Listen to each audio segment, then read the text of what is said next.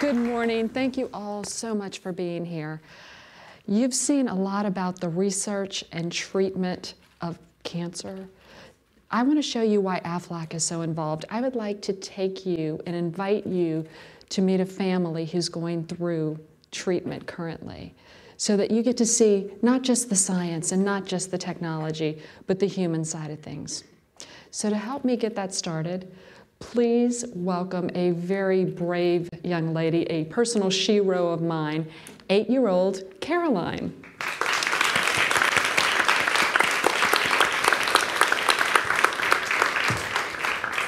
Hello, gorgeous.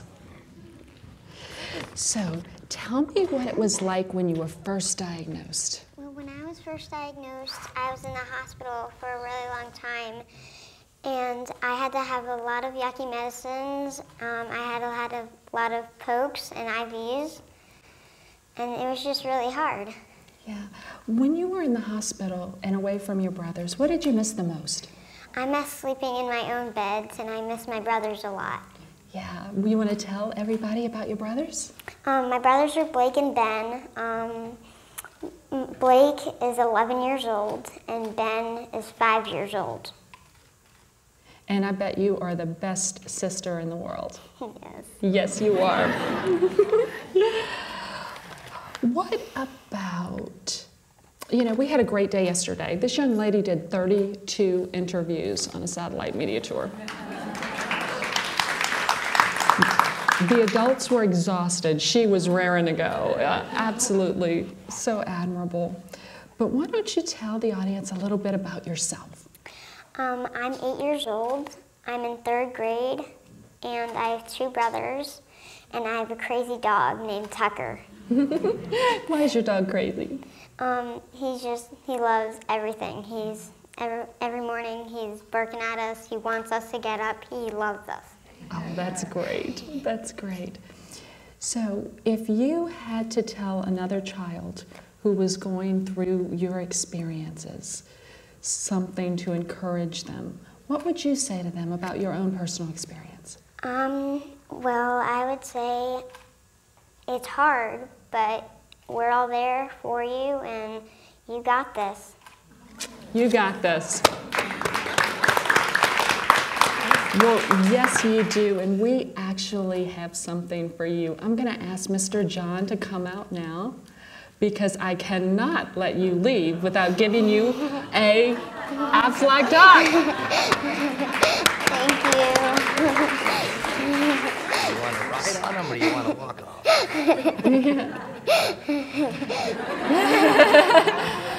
Now what? How about you give me a big hug and we ask Mr. John to take it over. Thank you so much. I love you. Thank you. Once we have, we'll bring your mama, okay? Yes. All right. Another round of applause for Caroline. Now, please join me in welcoming another shero, truly one of the strongest women I have ever met, and that's Caroline's mother, Emily.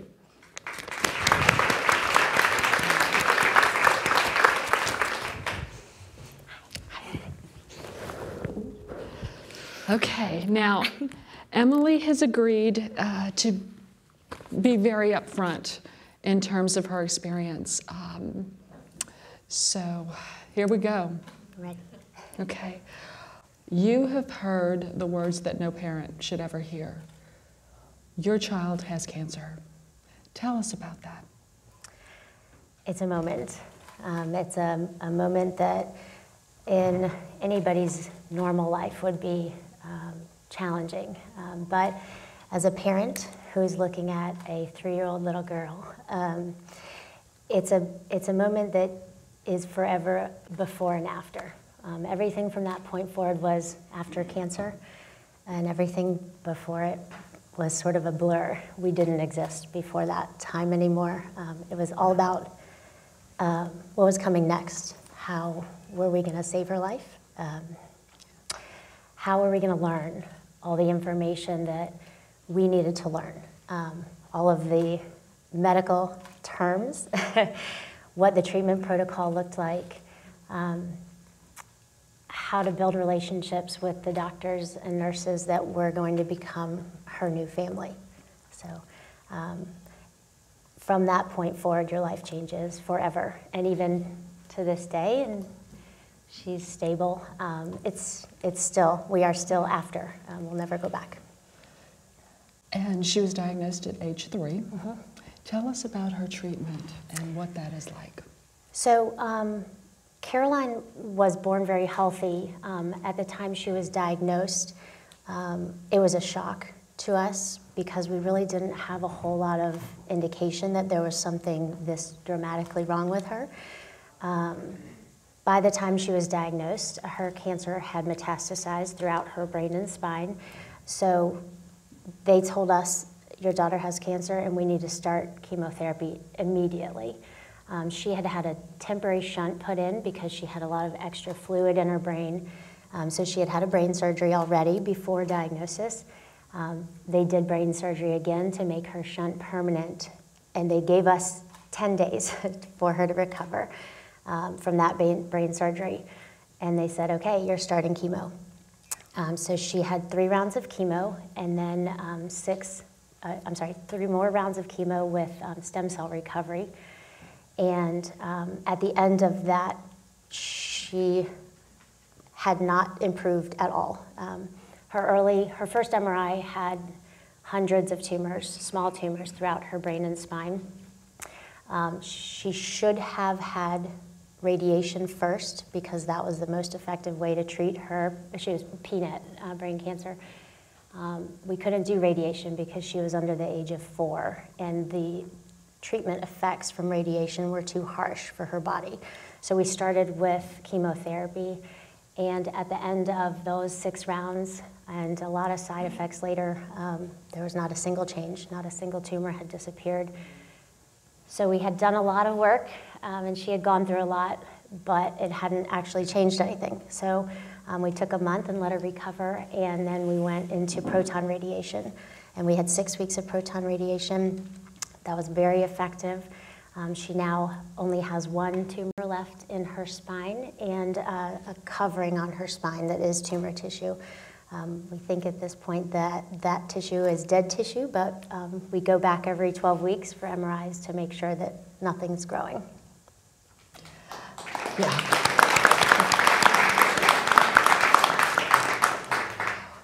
What has the impact of this disease been on your family? It's significant.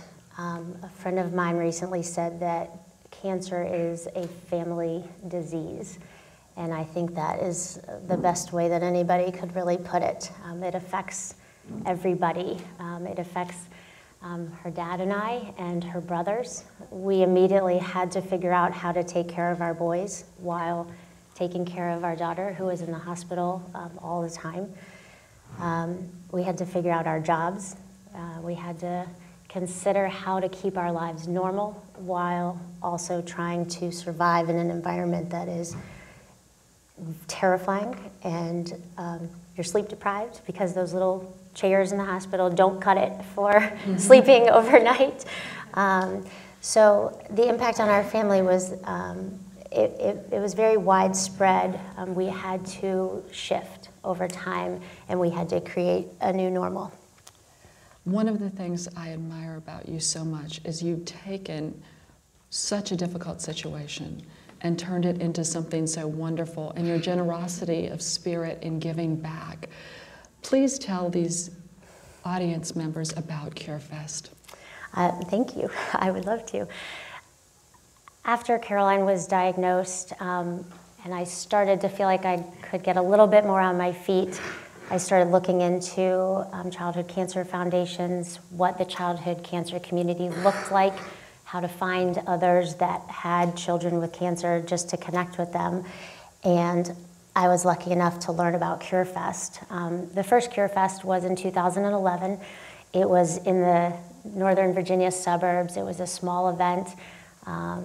In 2013, after Caroline was a little bit better and I was able to travel, I came to CureFest and I was able to experience it. It's a gathering of childhood cancer foundations and the public here in DC on the National Mall.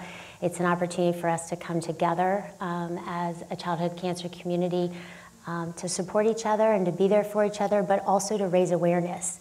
And so since 2013, it's grown over the years. We've moved from our original location way out in the suburbs, and now we're on the National Mall.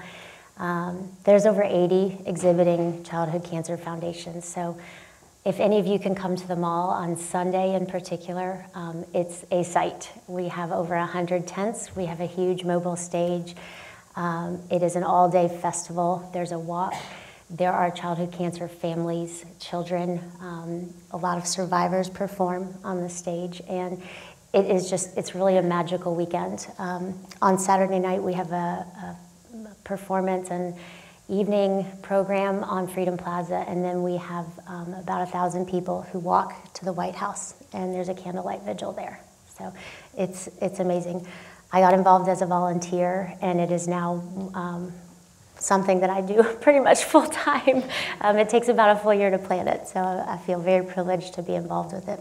And it's a fantastic event. It's fun. Absolutely amazing. What is the one message you would like to leave with the people who are listening right now? I think the biggest message for families, from my perspective, is that from the moment that you start to realize that you have entered this new world, it changes you, it changes your whole family. Families deserve and need a lot of support, but I think just understanding that it never stops. Whether your child is stable or thriving, you still always have cancer in your life. As Caroline grows up, there are going to be things that I have to explain to her and help her understand. And so even if she lives to be 100, there will be lifelong effects for her and for all of us. So it's part of your life from the moment you get it. Well, Caroline is remarkable, and you are such a beautiful mother, and it's so lovely to see your family together. Thank you. I know this was very difficult. No, thank you for having me. Thank you so much, and thank all of you.